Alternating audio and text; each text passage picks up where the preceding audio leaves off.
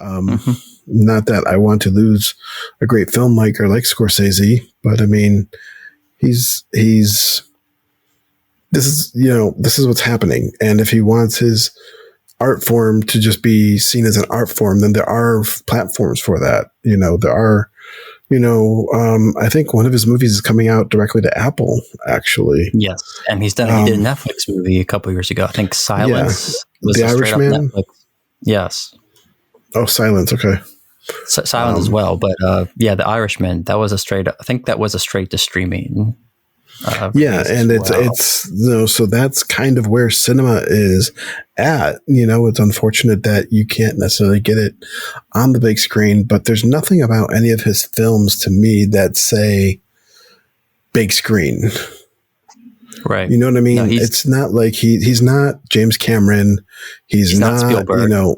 Spielberg, he's not doing these big spectacle pieces where it needs to be seen on the big screen. He's doing these character driven stories. He does a lot of, gangster stuff. He does a lot of like getting really in on a character and seeing them develop. But let's not pretend like he hasn't made a crap ton of money off of his movies, though. Oh, yeah. I mean, Wolf of Wall Street made like $400 million. And then you have Shutter Island, which made $200 and $300 million.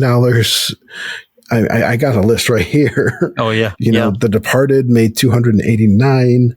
You have $200 million on The Aviator. It does drop off. It's not like he's got nothing but these huge blockbusters, but he's made a decent amount of money. Even Gangs of New York pulled in 180.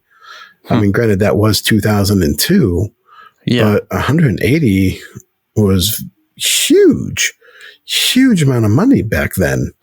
I mean, I don't think people realize that. Yes, Lord of the Rings made $1 billion that year. But that was like way unheard of. That wasn't a normal thing.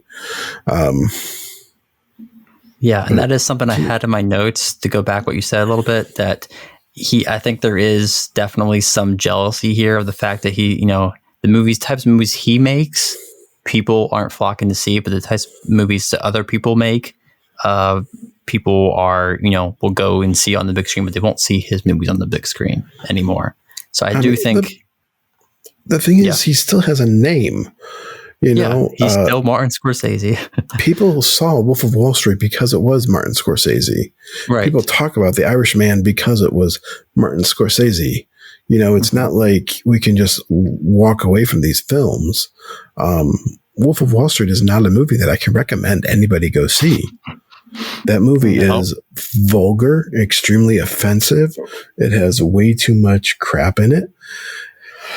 But I sat down and watched a 3+ hour movie because Scorsese's name was attached to it.